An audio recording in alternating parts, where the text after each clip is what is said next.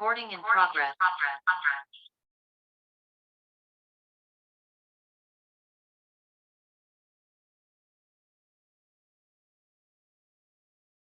Alone, scared, unwanted, like I didn't have a say in my life, until I met Patricia and Jeremy. They gave me the support, the home, and love I never had before. It's why I succeeded in school, and I'm able to do what I'm passionate about today. Now I'm ready to make it on my own because I know they'll always be there for me if I need them. And that is why I say yes to foster care. And that is why I say yes.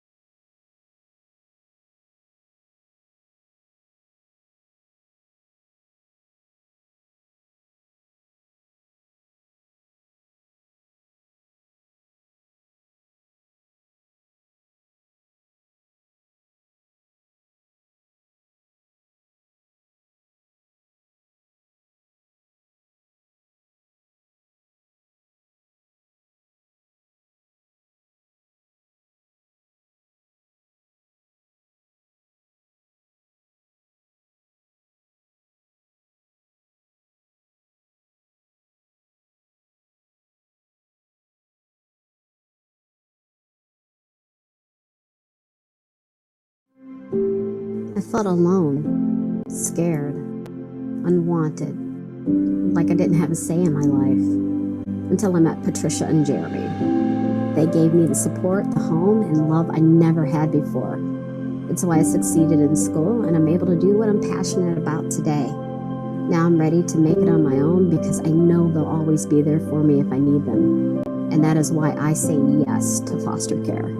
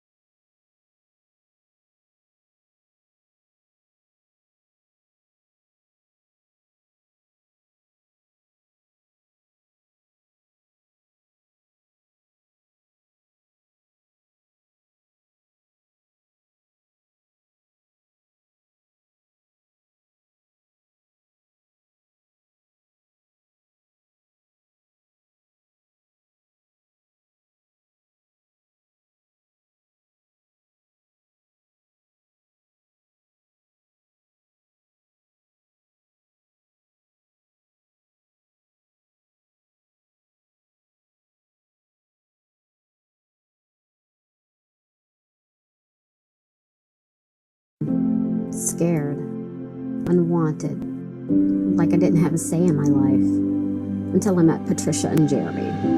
They gave me the support, the home, and love I never had before. It's why I succeeded in school, and I'm able to do what I'm passionate about today. Now I'm ready to make it on my own because I know they'll always be there for me if I need them. And that is why I say yes to foster care.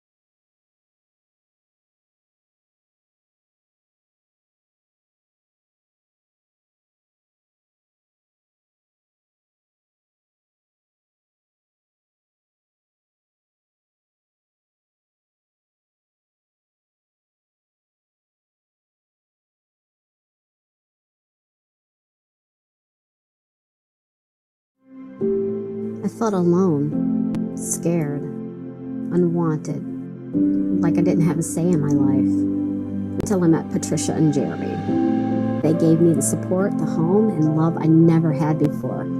It's why I succeeded in school, and I'm able to do what I'm passionate about today. Now I'm ready to make it on my own because I know they'll always be there for me if I need them. And that is why I say yes to foster care.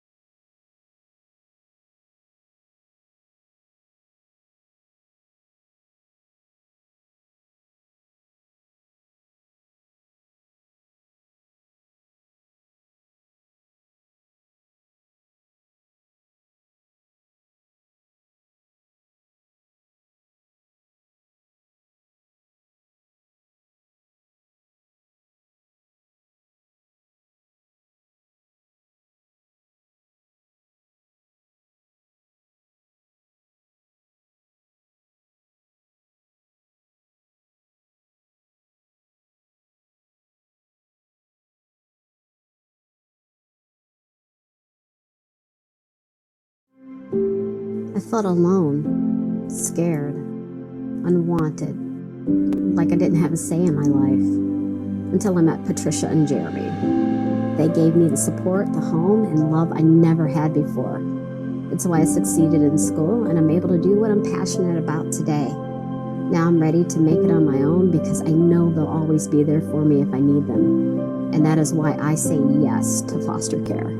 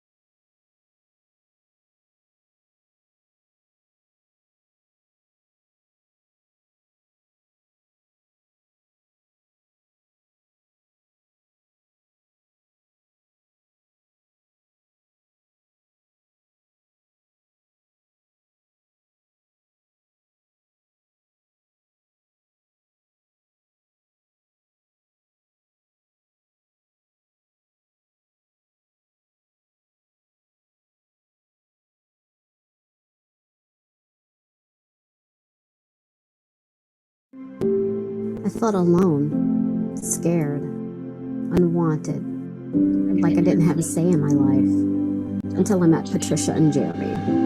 They gave me the support, the home, and love I never had before. It's why I succeeded in school, and I'm able to do what I'm passionate about today. Now I'm ready to make it on my own because I know they'll always be there for me if I need them. And that is why I say yes to foster care.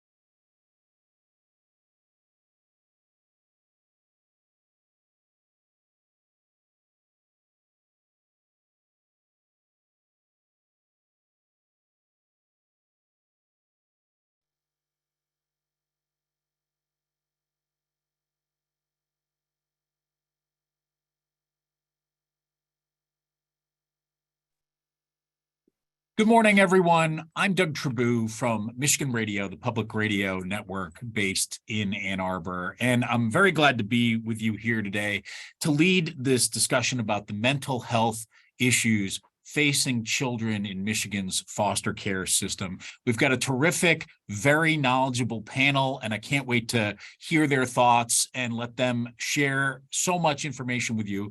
But before we get started, I'd like to remind you that Samaritas values your time and values your input. And this is going to be something of an interactive panel discussion. So we encourage you, as our chat goes along, to share your questions for one or more of our panelists by clicking on the Q&A button in Zoom. We'll be monitoring those questions throughout the discussion, and we will leave time for some of them toward the end of the hour. As I mentioned, we've got a terrific panel to discuss the foster care system today, and I'd like to introduce them to you now.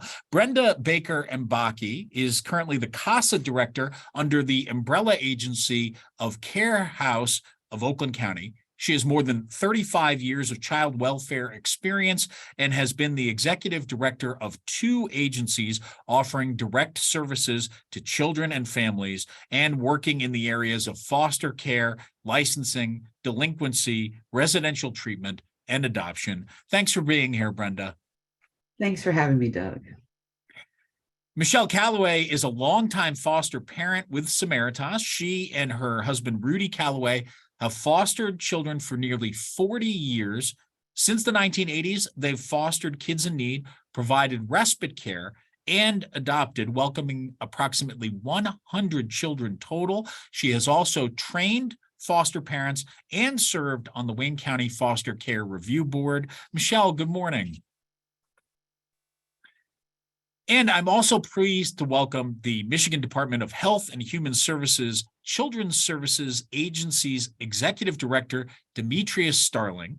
Director Starling oversees the state's child welfare system, including Children's Protective Services, the foster care system, adoption services, family preservation services, and juvenile justice programs. We're glad he's here. Director Starling, welcome this morning. Thank you, Doug. Appreciate being here. And Rachel Sykes is the Executive Director of Foster Care at Legacy Adoption Services. She has served over a decade within the Samaritas foster care, independent living, and preservation programs within her 14-year career in child welfare. Rachel's also the co-chair of the Michigan Federation for Children and Families Adoption Member Interest Network. Rachel, good morning. Very glad to have you today. Good morning, Doug. Thank you for having us here. So we're all here today because there is a serious need for more licensed foster parents who are willing to take in foster kids, but especially those kids who have challenging behavior issues. And we're living in extraordinary times where unresolved mental health issues are often at the root of violent events and discord within our society. And those solutions are often at the forefront of legislative action and political campaigns. But today on this panel, we're going to take a look at what we can do to help shape the behavior of troubled kids before they grow up and potentially have much more serious problems within our society. How can we take a piece of this larger issue and figure out how the most giving among us can help foster kids to become healthy adults who can manage their own personal conflicts? Before we start discussing the plight of today's foster kids, I want to just set a baseline and talk about what foster care is and is all about. And Rachel, I'd like to start with you. Could you just tell us some of the basics about foster care and how it works? Absolutely. So the most important thing to remember about foster care is a temporary solution to an emergency situation for children and families. And foster care is providing a stable home that's free of abuse and neglect for a child, paying attention to their physical, mental, and emotional well-being, and helping to nurture them with a sense of belonging, while we are working with their parents to help resolve some of the issues that may have brought them to the attention of the department and into those services in the first place. And the goal of this service is actually reunification. It's very important to remember that goal. And that goal is approached immediately. Once children enter these services, immediate actions are in place to help that child, number one, to reunify back safely with their family. So it is really important also to consider the bigger picture here. Before foster care services are actually utilized, a lot is happening before a child gets removed. So Michigan does a very good job of helping families who are under a lot of stress, who might be experiencing some destabilizing factors like unemployment, homelessness, financial pressures, and that may lead into some of the unsafe situations that children get into where parents are experiencing perhaps some substance use or domestic violence, or there are some mental health issues going on due to those really high stressors. So Michigan does a great job to come in and really say, what can we do to help support that family first before a child is removed from their home, because their home is a really special place and their family is the most important thing to that child. So keeping the family intact is actually the first action that occurs. And following that, if abuse and neglect is found to be occurring, and it's determined that it's much safer just temporarily to move a child to foster care, again, it's a temporary solution for an emergency situation for these children. Rachel, I want to stay with you for one more minute here. There is a process for foster families registering and then being compensated for their time. Could you just talk through some of the basics of that? We'll get into much more on the financing and some of the state issues later in the hour, but just so people have an idea of how some of those logistics work. Absolutely. And Doug, you mentioned that need for foster parents to come in as a caring entity that can help to bring some solutions to what we're seeing in our community for things that are so difficult for adults, but also for children. So the violence that is around us, these really challenging circumstances. So the foster parents are coming in as a helping entity who are saying, I will be here to temporarily assist for these children, to create some safety, to be there for nurturing. And they are again, doing something so special because they're becoming a family unit and a family-like environment for the child temporarily. And that takes a lot of work. And you're going to hear from Michele about that a little bit.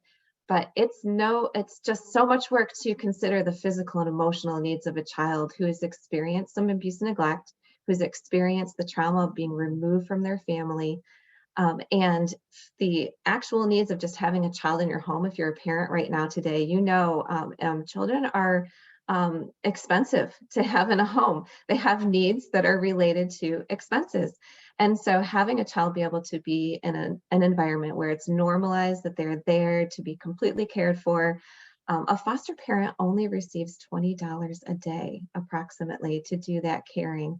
And if you consider $20 a day and just like considering how much maybe a cup of coffee or latte costs these days, caring for an entire child for days and months potentially, and taking care of those needs as they arise for $20 a day is not a lot of money. That's about $7,000 a year to help sustain that child and all of the needs that they have, providing in that home environment for shelter and food and care and connection and activities. Thanks a lot, Rachel. Michele, I want to turn to you. You've got so much experience in this area. Could you just tell us a few of your thoughts about foster care and maybe what people get wrong? I think a lot of people have a basic idea of what foster care is, but what are some of the misconceptions that you see in your work and experience with it? Well, I think one misunderstanding that the community has is that the state is just out to destroy families. And that is not the case at all. Or they're thinking that all foster children have bad behaviors. That's not always the case. Or they say, being a foster parent, you're doing it for the financial gain. That's not true because there's no financial gain. But you have to have a passion for wanting to make things better. You have to have a passion to help children. And when you help the children, you're actually helping the families, because I always try to reach out to the families because I would always want to know who's caring for my children and what are some of their views and values. So when you do foster, you're actually changing a family not only a child many times. Brenda, what are some of the barriers or the challenges as the system tries to bring in more families? What are some of the issues there that can be stumbling blocks to getting the process started? Okay, well, the struggle is real. Foster parenting is one of the most rewarding but exhausting journeys I think you can experience in life. There's such a deep and satisfying reward knowing that you're providing a safe and loving place for a child to live. But there is a lot of exhaustion and frustration over the system that is broken. Some of the barriers are, I'll start with the struggle to be heard.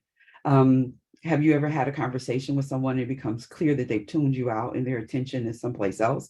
Well, very often foster parents feel that way, trying to be heard on everything from, this child has deep wounds and we need direction, or I am exhausted and sad, or I need some help. The struggle to let go, as it is with every warm-blooded human being. Once a child is placed in your home, it becomes very difficult to let go of them, or when they return to their birth parents. You love them, so you become attached. It's inevitable, and it's normal. The struggle to keep going. How many days do we feel like quitting? In fact, sometimes those days outnumber the good days. Sometimes the frustration comes from an inefficient case manager, or other times it's with an interaction with a birth parent or an attorney, or a decision that the judge or the jurist makes. The struggle to speak up. I think foster parents sometimes find it hard to find their voice because you have so many masters telling you, you need to do this, you need to do this. And it's like, well, where am I in the scheme of things? And sometimes I think foster parents wonder even if they have a voice, but they do. They are the experts. They're the ones living with the child. They see the deep emotional spill out of that child. So they have generally more information than most of us who are assigned to the case. The struggle to stay positive. There's so much negativity surrounding foster care at times, and between frustration with the system, birth parents, and even the children at times. It exists and it is difficult. The struggle to find community. I'm really happy to hear that, a number of the panelists, Rachel and Michele, talked about community, because you need the community on this journey. You were never meant to do this alone. You need other people in your life who have the same wounds and same struggles and can relate to what it is that you're experiencing. And then there are just a number of other issues, the licensing process, birth family visits, licensing rules and regulations, frequent appointments, emotional and behavioral challenges. I mean, there are a number of challenges and barriers to fostering, but these issues can be addressed. Thank you very much, Brenda. I want to turn to you, Director Starling, and again, so glad to have you here for your expertise and for the state's perspective. Why don't we just start with the broader view? Could you give us your view of how things are with the system? And I know this is sort of a larger question, but where things stand and what you see as the big successes and the big challenges ahead. Absolutely. Good question, Doug. One of the things that I'm really proud to see and say in regards to our department and the stance we're taking is a really keen focus in regards to uplifting not only kinship care, but also providing our foster parents situated, whether it be public and private, those additional resources and support to take on some of these kids with these high acuity of needs. We are seeing a mental health explosion like never before across the state. And I think all the professionals on this panel are keenly aware of some of the things that we've seen over the last several years, not only in regards to the pandemic, but just overall stressors that our families and kids are going through. So being able to provide our kinship care providers and also current foster parents any additional resources, whether it be concrete and economic resources, making sure that they have quick and easy access to mental health services are things that we're really trying to uplift. Also, there are many initiatives underway that I'm truly proud of, currently. that we have in flight with the department. So for instance, right now we have at the state level, we're looking to find different ways to improve access for our children to get that quality mental health services in their communities. So CSA is now currently participating in these interagency teams with the Bureau of Children's Coordinated Health Policy and Support. It's a new unit within our department. And so they are tasked with developing treatment and placement options to keep our kids safely in their communities and also help them to successfully reintegrate back into their community after placements in community care, community congregate care. So for instance, just to kind of lift up a couple of things that we're really proud of right now, we're looking at an enhanced treatment foster care program that we're piloting in several counties, Berrien, Calhoun, St. Joe's, and Kalamazoo counties, respectfully. These programs provide a clinician and also behavioral health specialists who work with the caregivers for up to 6 months, teaching really necessary skills and strategies to provide successful interventions for those youth who have some of those troubling behaviors. Also, we're looking at a day treatment program that we're looking to have funded. This is a pilot in Wayne, Oakland, and Macomb counties that offers treatment for up to 6 hours a day to address behavioral health issues that interfere with school and home. And for those who are aware, this is a model that's mimicking a model that's currently in certain counties such as St. Clair. They have a wonderful day treatment night watch program where the kids are situated in these programs throughout the day. An administrator, clinicians, and professionals are able to work with the youth. Then they go home, and at night they'll get a visit from somebody from the facility saying, "Hey, little Johnny had a really rough day today." If there's an opportunity for you to talk to him at dinner about these particular things and prepare him for when he comes back to the day treatment program tomorrow, that will help with the continual services. So we feel like these are really successful programs that we can really lean into. Also, consideration is also being given to offer a program called Parenting Through Change. It's an evidence-based group model that builds skills for parents of children with really challenging behaviors to all of our families within the child welfare system when a child meets that severely emotional disturbed criteria. Lastly, we have other interventions under consideration, including a peer recovery program for older youth, which is really exciting. I know that we have a couple of folks in the private partner community on this call that when these kids are exiting residential care, we can provide that particular service to that youth.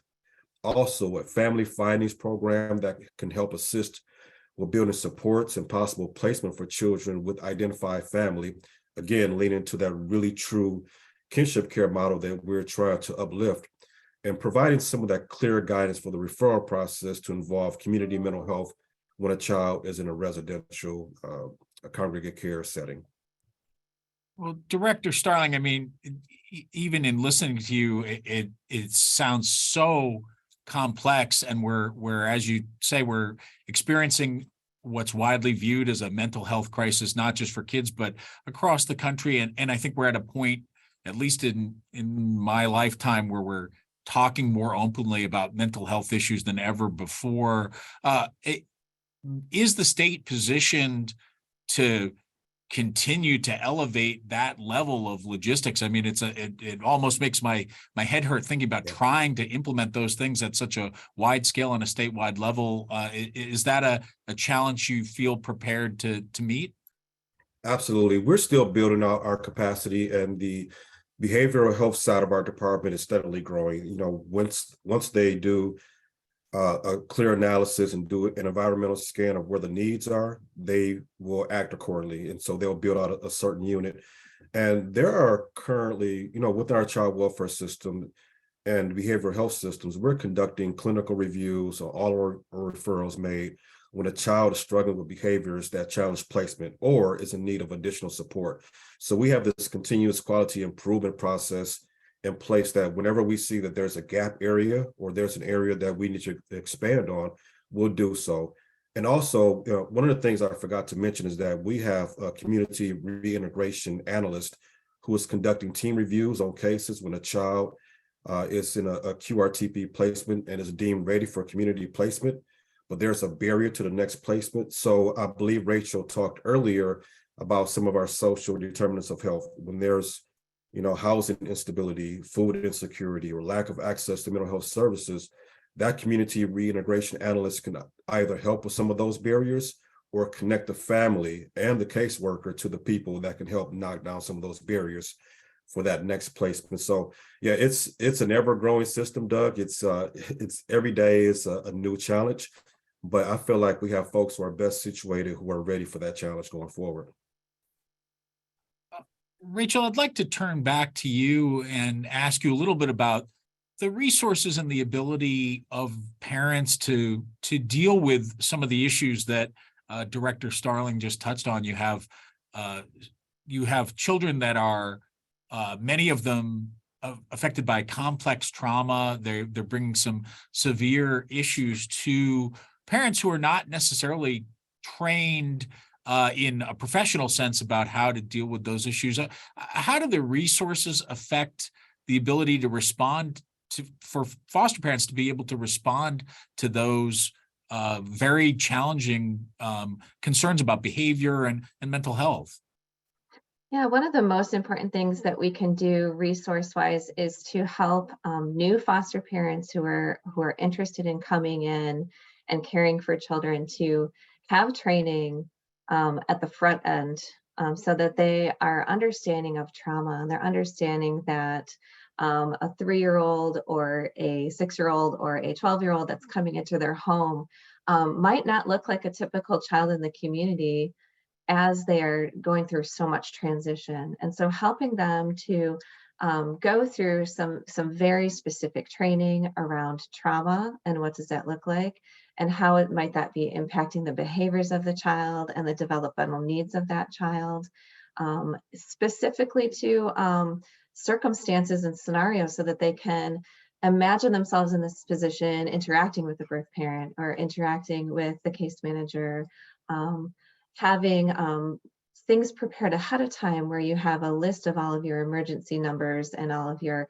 case management, your supports, any counselors that might be attached to that child, and really helping plan ahead so that when a crisis could be occurring in the home, the family feels more prepared and they're not alone. So helping build out from that family, who are your supports? I know Michele and Brenda indicated some of this, but also helping them coming in knowing you're going to want to bring in your support team who can help you when you're having a bad day.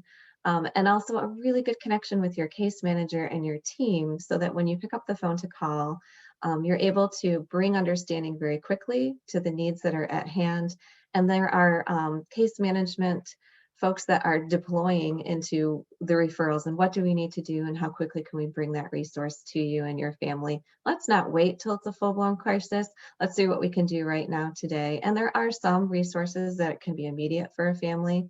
In the meantime, as the system is building out, and Demetrius so well explained, it is a challenge.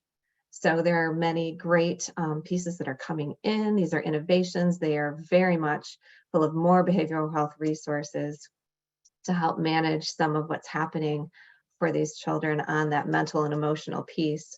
And so in the meantime, the ability for these foster parents to be able to have resilience, to be strong communicators, we really want to support that piece and help the case managers that are currently holding that case to just kind of hold that line right now while the system is building out, and just get what we can today to help that specific situation and treat every child as an individual and exactly what they need in that point in time. Thank you very much. I want to take a moment here to remind our audience that we would love to have your participation. You can submit a comment or question for one or more of our panelists by clicking on the Q&A button at the bottom of your Zoom screen.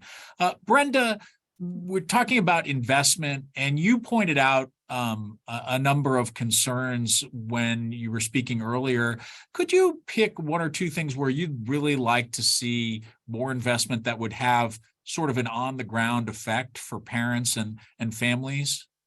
Absolutely. I think one of the biggest issues for me is when children come into the foster care system and we label them either as specialized because they have behavior problems or general, assuming there are no behavioral problems.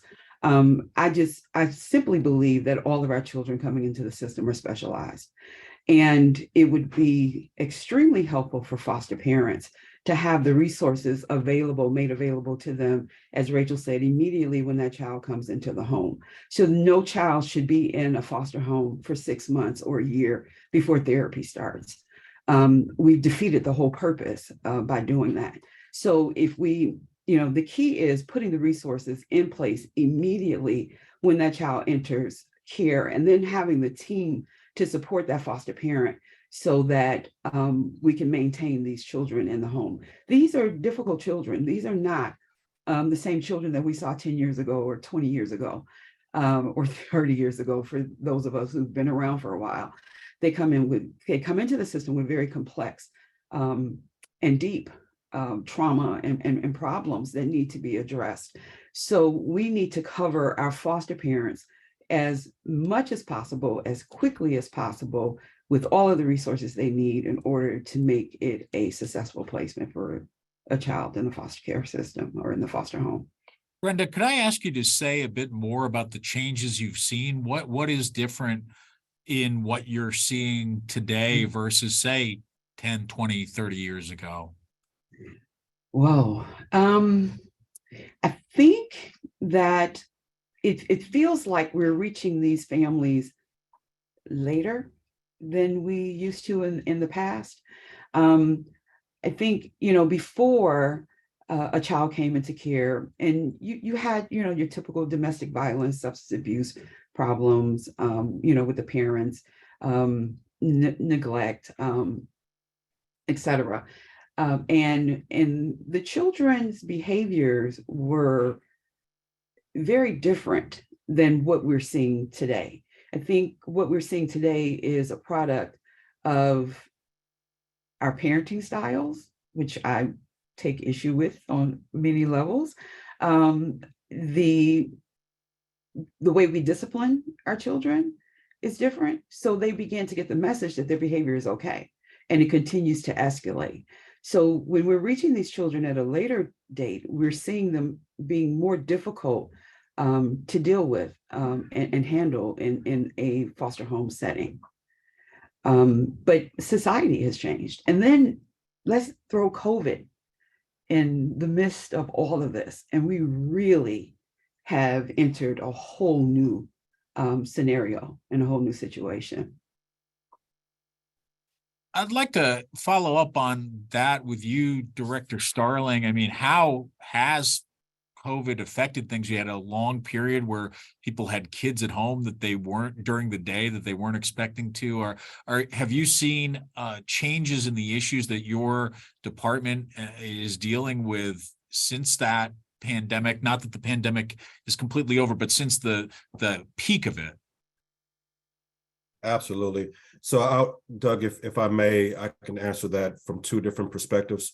One being from the Child Protective Services perspective.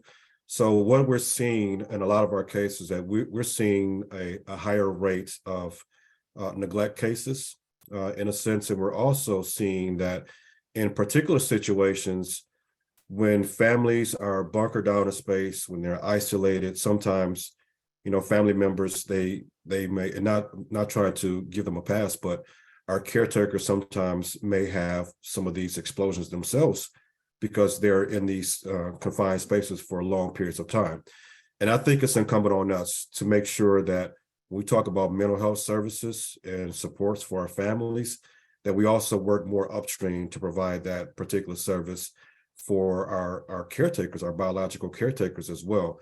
I think that it's probably going to take decades before we unravel this and unpack what the pandemic meant for us as a society, but we're starting to see some of those kind of take foot right now in some of our communities. From a foster parent perspective, I think that we saw, unfortunately, an exodus of foster parents for numerous reasons, whether it be not having an adequate rate in their perspective, but also some of the misconceptions that come with being foster parents. So there are several things that, that can create challenges to families deciding to be licensed. One is a simple lack of understanding about the foster care system and all the requirements to be licensed, right? there are all these misperceptions about who children are, what the children present with in foster care, and what is required for a person to become a licensed foster parent.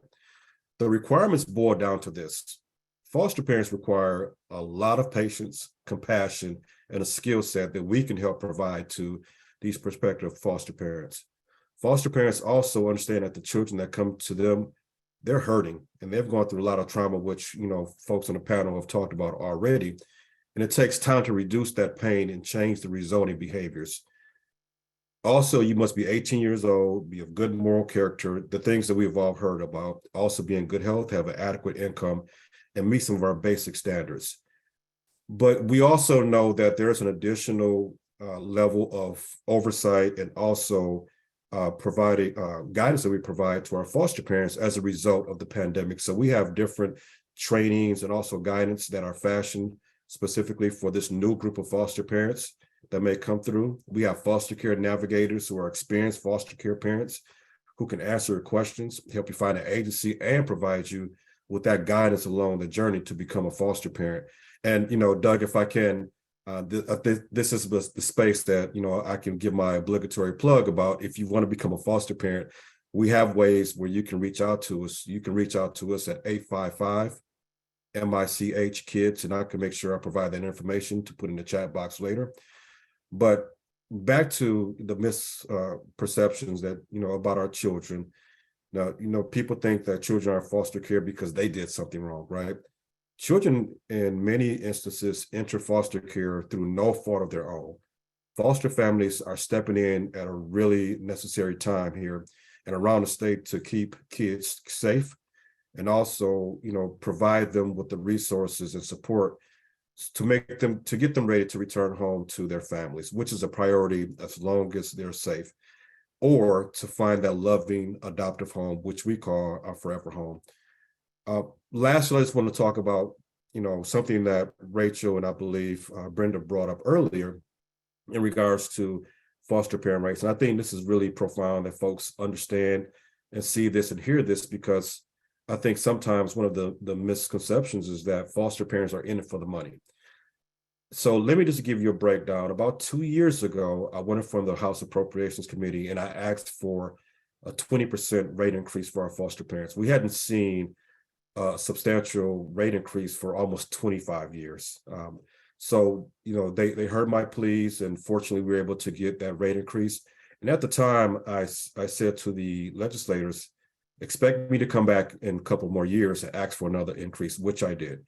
So right now, the current rate, daily rate for foster parent for a kid 0 to 12 is around $20.69. If and when the 8% increase that I've asked for goes through, that will lift them up to $22.35. For kids 13 years and older, presently we're offering $24.71. And as a result of asking for that 8% increase, that will lift them up to $26.69 a day. Still, you know, as noted earlier, with the cost of inflation, heck, you know, a gallon of milk costs $4 these days. You know, sometimes, you know, we really have to wrap our mind around the fact that folks are opening up their homes and their pocketbooks for these kids. And lastly, the independent living rate for our kids is around $25.52 a day.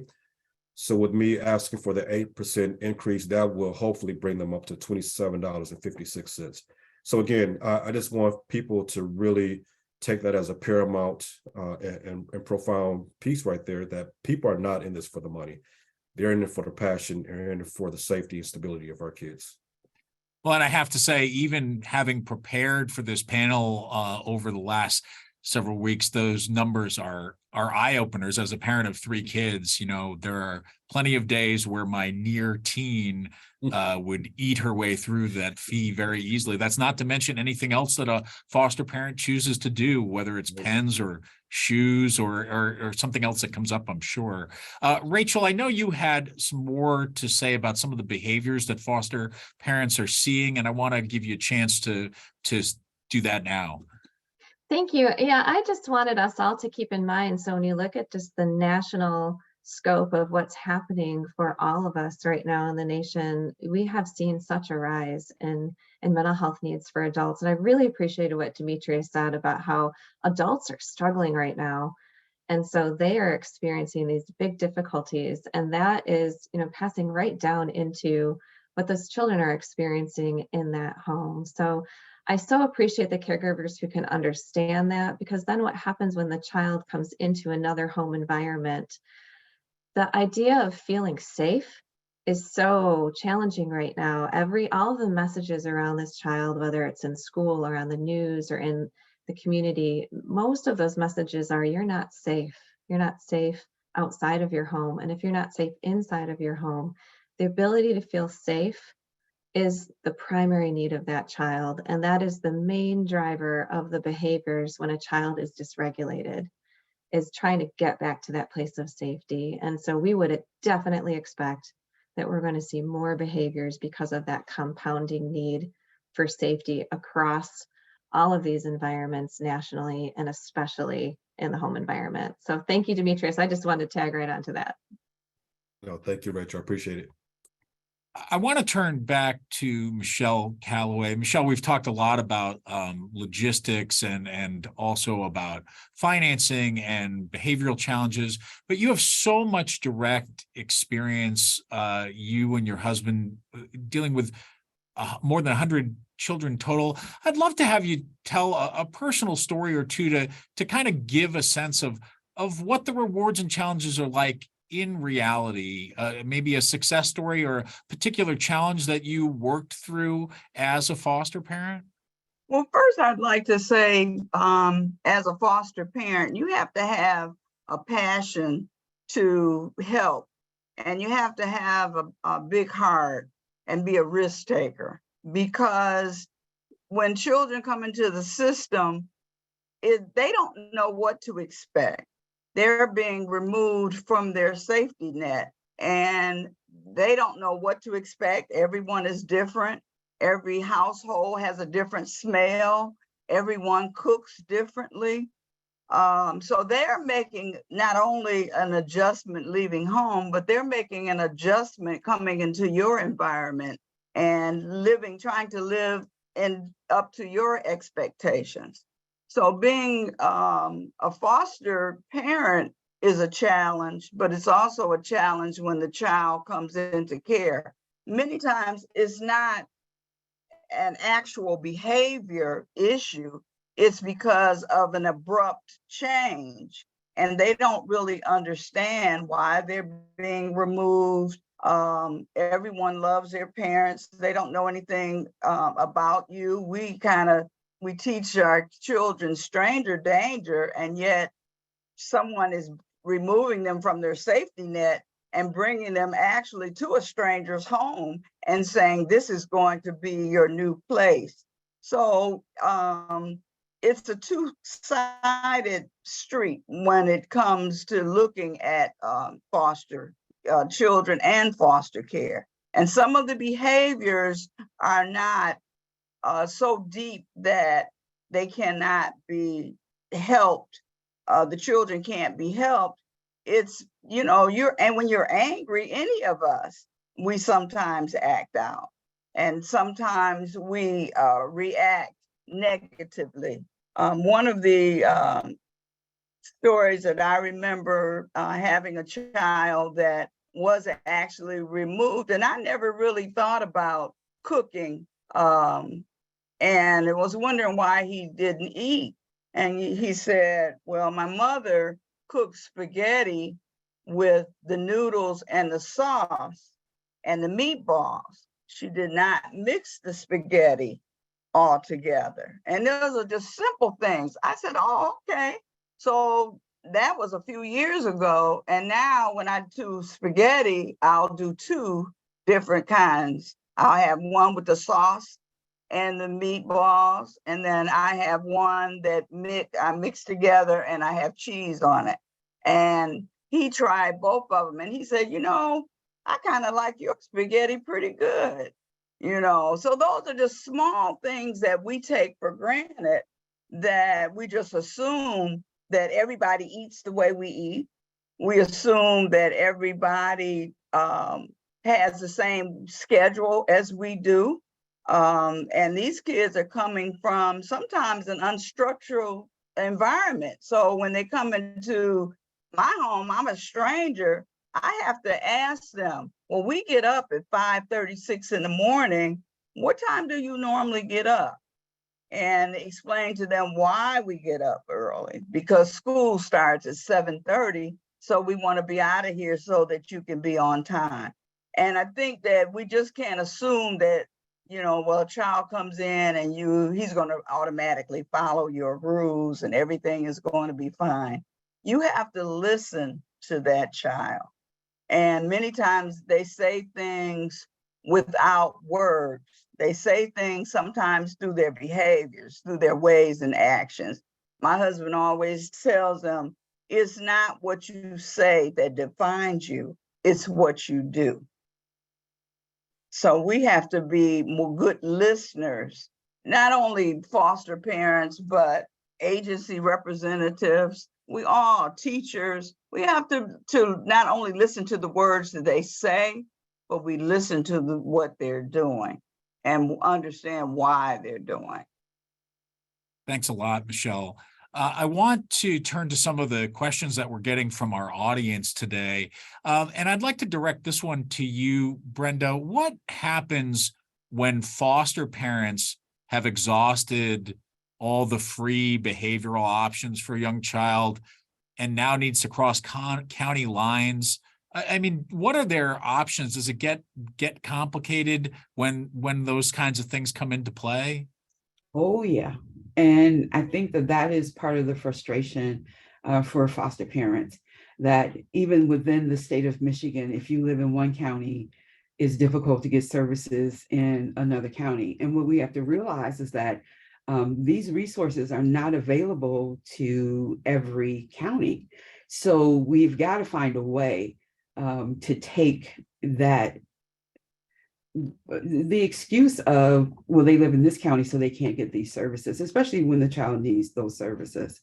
I think it's important that the foster parent works closely with the case manager and the case manager supervisor to see how they can resolve that issue. Things are resolvable, they are workable, because sometimes you have to think outside the box, but you have to put the energy into making those kinds of things happen. You have to be innovative. We have another question. This one is for Director Starling. As a professional in child welfare, the trend we have been seeing for nearly a year now is children re-entering the foster care system due to broken guardianships and broken adoptions. These children have a very dynamic list of needs due to significant trauma and mental health needs, which makes it very difficult to find appropriate placements. What is the state doing to address that trend? Great question. And I think that, once we kind of take a look back and look at some of those cases and how they were handled in the past, what we've been able to conclude is that specifically what was named in the question is that the trauma and mental health needs were not really addressed appropriately. So within our behavioral health supports group, what we're doing is across the board, looking at cases where there's a guardianship case, adoption case, a kid that's reaching permanency. We're having our team do a very comprehensive kind of pit crew approach. So we're bringing all the stakeholders to the table and saying, what can we do to ensure that this kid or these children receive all the mental health services that they need to hopefully tamp down on any potential issues in the future, or the foster or adoptive parent saying, I can't take this kid anymore, I'm giving them back to the state. So there were some learned lessons from the past in regards to what we did not do, and also making sure that connection with our community mental health partners is more rich going forward. So hopefully those are things that we would not have to address as much in the future. I know that there are going to be some outliers and kids who we probably couldn't look around the corner to see those particular issues popping up. But if there are particular concerns or cases from folks within this group, I would certainly like to hear about those. If there are things that you all feel as if the department maybe have had a gap area in, or we didn't do the best job in providing services for these kids, we want to hear about it, because we want to make sure that we have this keen focus on how to change our systems to be more equitable across the board. So definitely want to hear about some of those cases if this anonymous attendee would like to reach out to myself or my team to give more information on. Rachel, I want to turn back to you and talk a bit about, we have a lot of people watching today, and some of them may have questions about what the practical challenges of taking that step to becoming a foster parent, and maybe they have children of their own, and adding a child for a short or an extended period of time to your home. And then how do you address, if you're a first-time foster parent, how do you address getting into a situation where you might have a child with severe emotional or mental health issues like we're discussing today? Could you kind of walk through that and what you would say to somebody considering making that step as a first-time foster parent? Yeah, the first thing I'd say to anyone considering it is thank you, because I think that you might have the heart and the ability to take that first step. And I would really encourage you to dig a little deeper. And one of the best ways to do that is to go through an orientation. So many of these agencies in the state offer a very robust orientation to walk you through what does it look like to be a foster parent? What are some of the training requirements? How might this impact my home? What kinds of resources would I need to be prepared to have available in order to make this transition for my family? To care for that child. So that orientation is really critical, and it sparks really good conversation. And so what I know is those folks that are licensing foster parents out there are very committed to providing a realistic picture of what's happening in the system right now today, and are willing to talk about some of the things we're talking about today, about there are challenges in this system. This is not a perfect system. And being a licensed foster parent, you are a part of making that system better and helping us find those solutions. But again, back to being very realistic. So if you have current children in your home, we would love to talk about how does it work to invite another child, and how will your child be able to interact with that other child. Sometimes parents are interested in fostering a younger child than the current child that they have. So that they are able to, they've already been through that stage with their own child, and they can sort of have a little understanding of how that development looks, and knowing there will be additional needs. So being able, again, back to having a chance to have some Q&A, back and forth discussion on what does this really look like for me, a realistic look at who are the people I need around me, and what phone calls can I make to get support. And what would be happening for a child when they're going to go visit with their biological family. Again, this is a temporary situation, so they're going to be doing visits back and forth. They have connections with their siblings that might need to be maintained, or some relatives. So take a look at an orientation, dig into that material, and just it's a new way to help picture yourself in that position and think about it for your own life. But if you've got that ability to put your heart out there and the flexibility to say, I want to be part of the solution, that is your first step. Take the second step and go to orientation. Brenda, I have another question about some of the practicalities. On a day-to-day basis, can foster parents sort of, I don't want to say pick and choose, but do they have a say in what situations they're able to accept, what children they can or cannot accept for various reasons? How do some of those things work on the ground level? So absolutely they do. The licensing worker is responsible for assessing the foster home. A part of that assessment speaks to the type of children the foster parent is interested in providing for, ages of those children, the behaviors that they are willing to accept or not accept. So they absolutely have a say in what child they would like, or the type of child they would like in their home. However, that doesn't always happen. And we are constantly in emergency situations where you say to the foster parent, I know this is not the child that you described that you wanted, but we need to place this child. Can you care for this child temporarily until we find a more permanent home.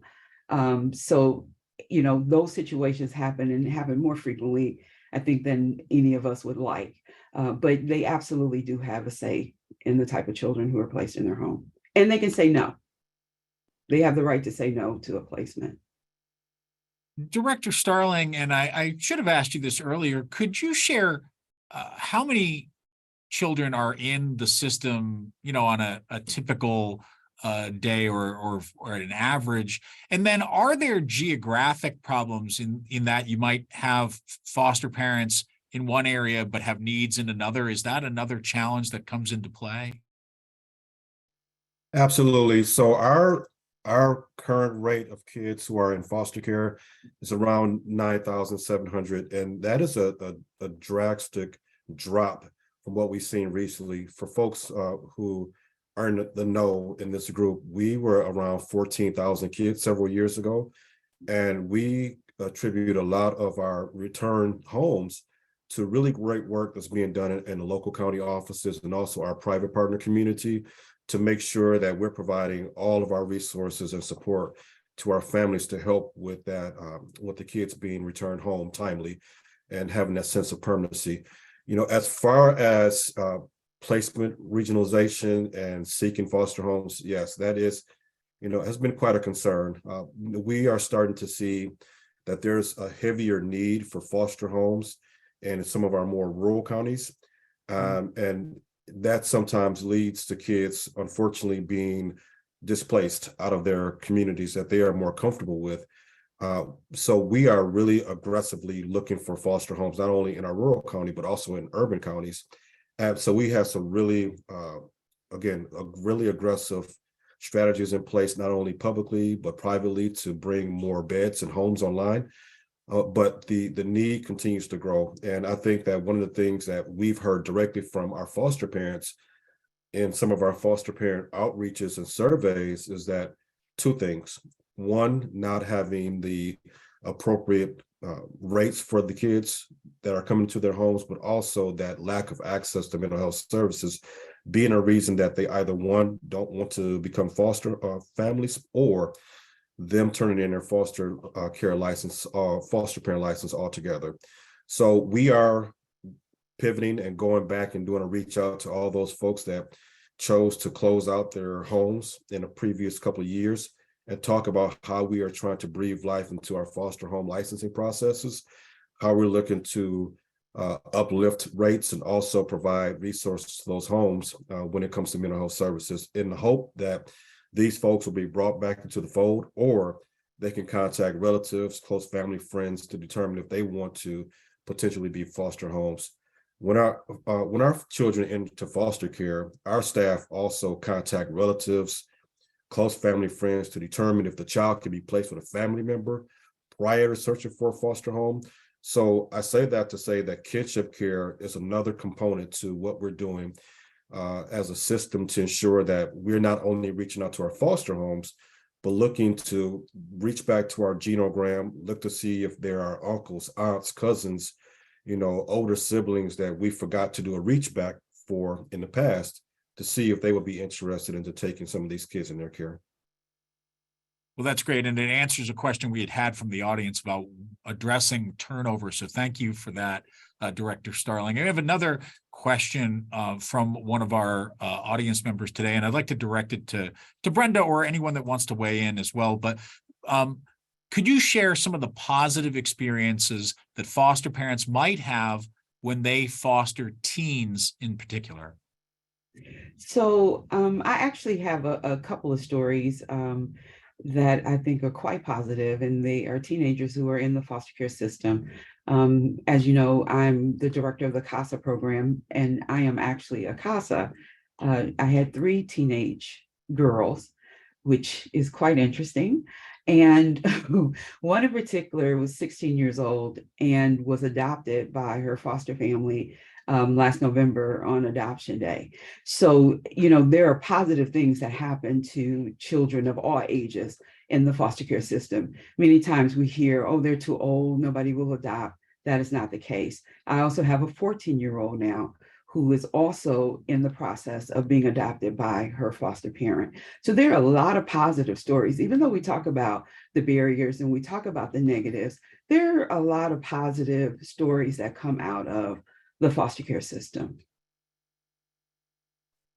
But I think Michele would be excellent to answer this question as well. Yeah, Michele, do you have anything to add there about the positives of getting to work with and foster parent teens in particular?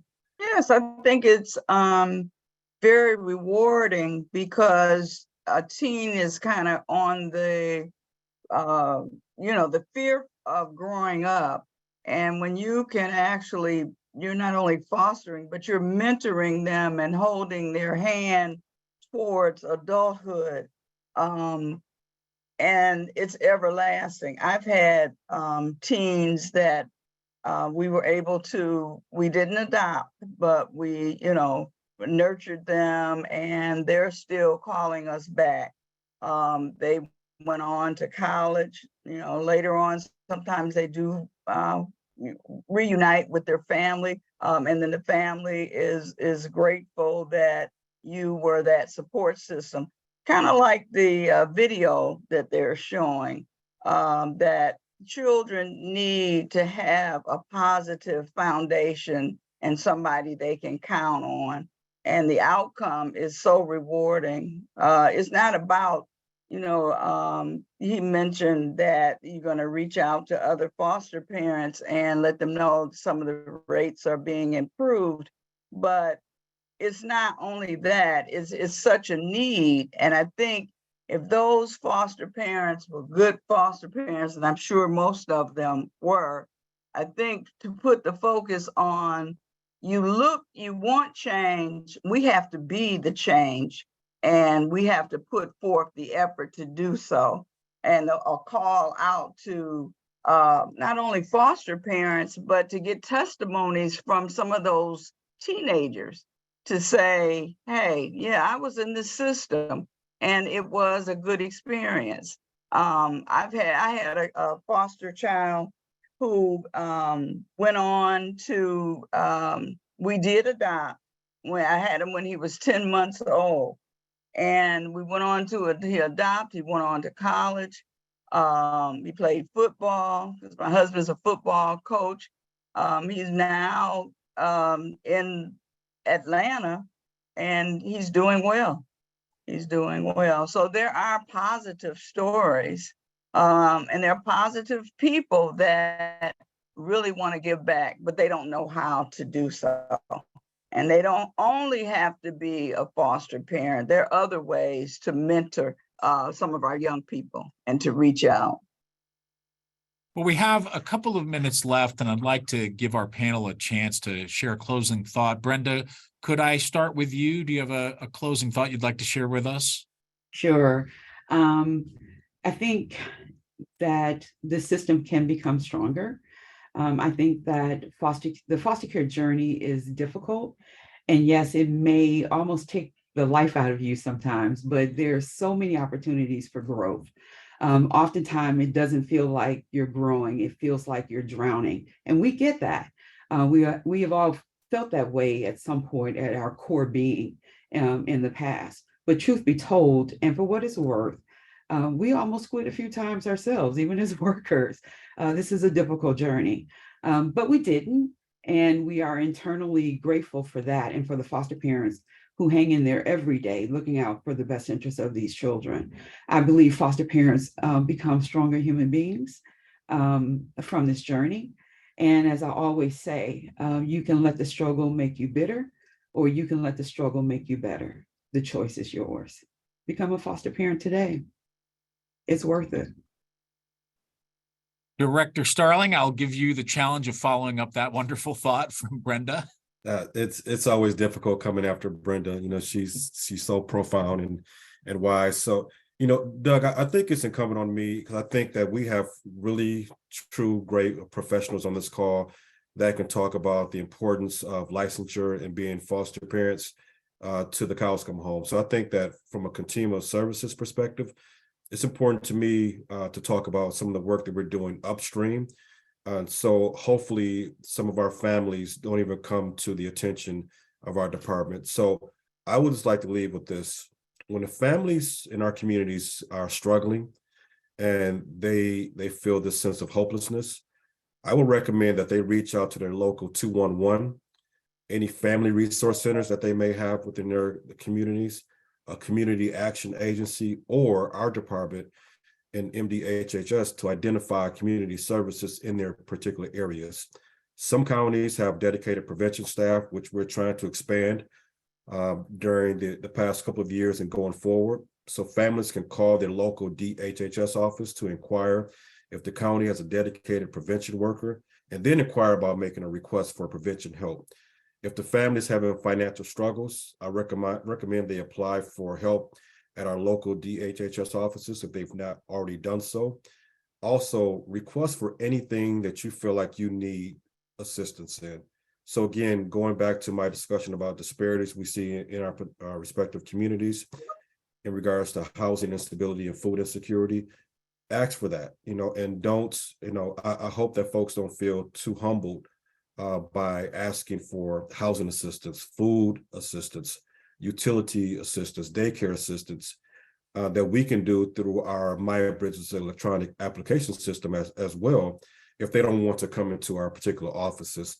So we just want to extend that out to our communities, that there's assistance out there. We want to work upstream, want to make sure that if there's any need in particular that they're looking for, whether it be concrete or economic supports, that we are there to assist them in that time of need. Michele, could I ask you for a brief closing thought in the final moments here? Sure. I've been doing foster care for a little over 40 years, and the system has changed. It has improved. And there are resources out there. And as we all know, that the resources are out there, but there's also a need.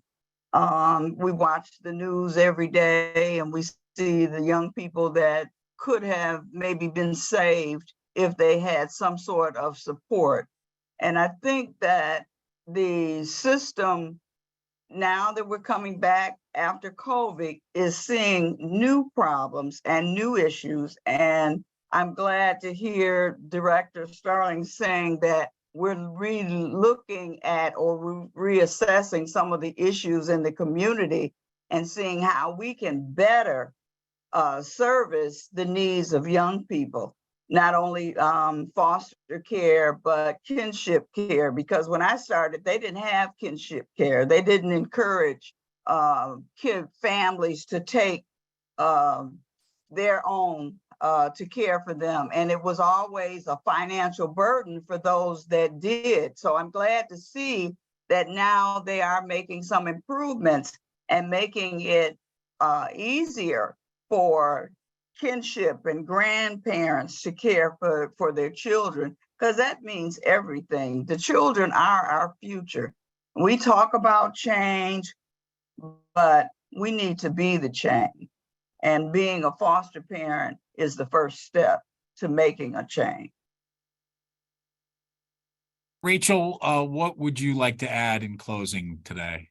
I would just say simply, Doug, that every child has incredible potential, and everyone, not just those on the call or those our great peers out in the field, everyone can make a difference in one way or another, in a tangible way, to help a child. So take the time to really recognize what's happening and the foster parents that might be around you, and think about even small ways that you can interact to make a difference and to honor the foster parents that are currently working in this system, like Michele and her husband Rudy for so long. Let's take the time to really recognize that and encourage people around us that we can do this in a way where every child is cherished. They are our future. And every time we strengthen a family, we strengthen our community. This is our community and these are our kids. Well, I want to thank all of you, first of all, for your great participation in this panel today, but also for your work in this area. I mean, labor of love is a phrase that kept running through my mind throughout the discussion. And I'm not sure there's anything more important than how we take care of kids in our society. So thank you to you all. And thank you to so many people who have been with us throughout this hour. We hope that you found it informative, and you can find more information on the foster care topic in an email you'll be receiving later today. But also in the meantime, you can visit Samaritas at samaritas.org/fostercare. I'll give that again, samaritas.org/foster care. Thank you for being with us today, and thank you for your interest in foster care. We hope you have a good rest of your day.